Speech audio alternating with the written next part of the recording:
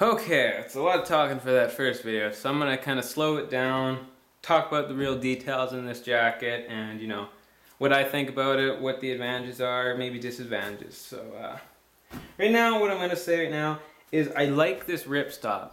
Ripstop, which this is apparently like the whole kind of consensus across the board here. I've asked Canadian Army personnel, military Army personnel, and retailers. What they pretty much tell me what ripstop is that it's like a fishing line kind of embedded in the clothing. Now you might be saying, oh, I don't really want fishing line in my clothing. Well, you can't really feel it. It's not really something you feel. You can see it. I'm not sure if you can really see it on this video. It might be very hard because black on black.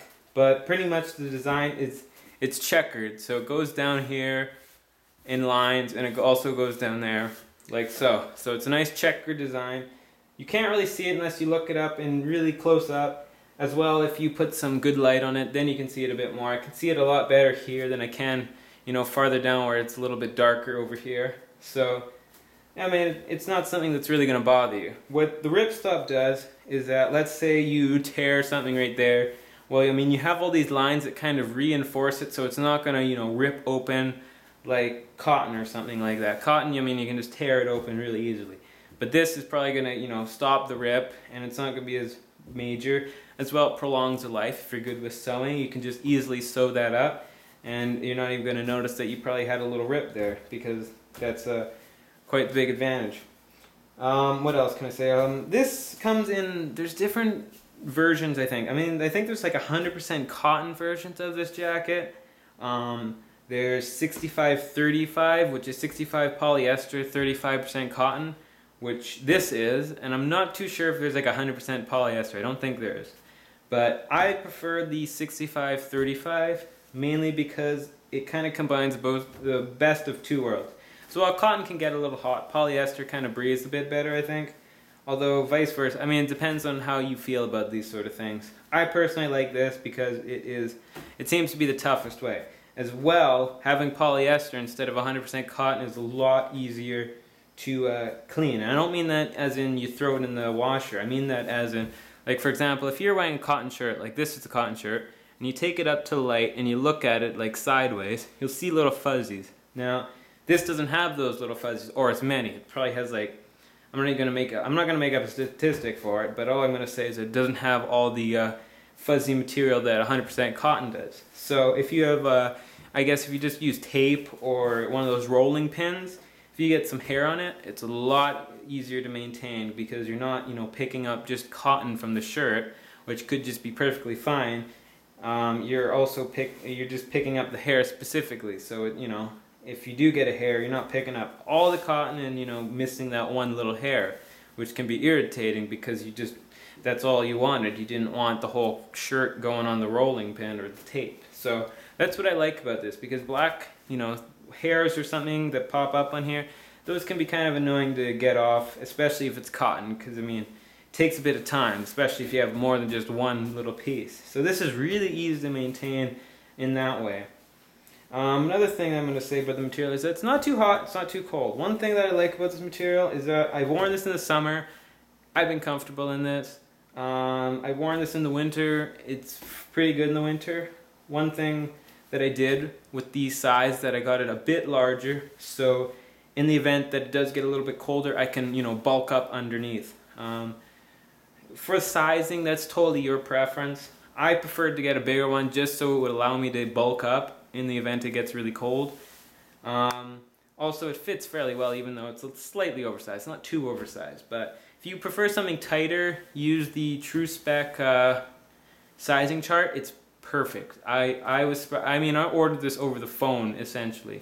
I just looked at the chart. If you just get some measuring tape, don't get the metallic one, just get the kind of one that, the, what do you call it, tailor measuring tape or something like that. You just, measure your chest, which would be like up here, and then your height, which, you got to use measuring tape for that too. You can just measure your height, and then you'll get a pretty damn good accurate reading of what you want, and it's going to feel good normally. It's going to fit well, and they have different sizes which conform to you, which I like about Tru-Spec. It's not just medium. This isn't just medium, and that's just all it says. No, this is what is it? We're actually going to unzip it a bit and look inside of it. They have different sizes, such as like medium long, medium short, you know, large long, stuff like that, which means your chest. So if you're a bigger guy, you know, maybe a football player and you got a bigger chest, but you're kind of a short guy, you know, they have jackets that conform to you. It's not just to the general person, I guess. You can see we're going to open this up. Here we got a little label that actually tells you how to take care of everything. Read this. Make sure you understand this because you don't want to, you know, mess up this thing. This will last a long time if you take good care of it.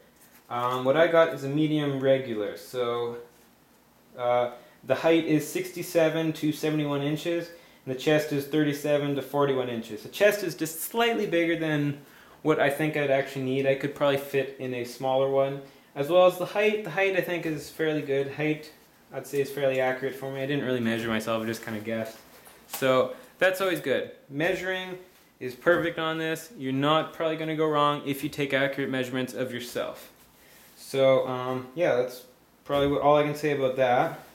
I do like the fact that they have the pockets up here on the, you know, shoulder and chest instead of down here, because I didn't quite understand why they didn't have a pocket down there until I actually put some, you know, this to use, and I was wearing a belt. And I was noticing, hey, you know what? I wouldn't be able to get in there if I was wearing or if I was, you know, if I had a pocket there. So there'd be no point. Having it up here, I find is much more advantageous. Let's say you're law enforcement and you got to wear a, what do you call it? A vest, tactical vest, you know, armor plating, whatever it is, as well. You know, this is kind of down here. It's going to be kind of omitted from everything. You're not going to be able to get in there. Having it on your pocket, much more advantageous. So you can just grab it and then you go. So that's huge advantage right there. Mandarin collar, I personally like that. Just because the first time I saw it, I was just kind of like, I don't really like that style. And that was kind of before I really put some research into the whole Mandarin collar of Tru-Spec. The fact that you can, you know, actually keep it in a Mandarin collar or put it down and make it, you know, just look like a normal shirt. That's a huge advantage because, you know, you get options. I like options when it comes to that sort of stuff.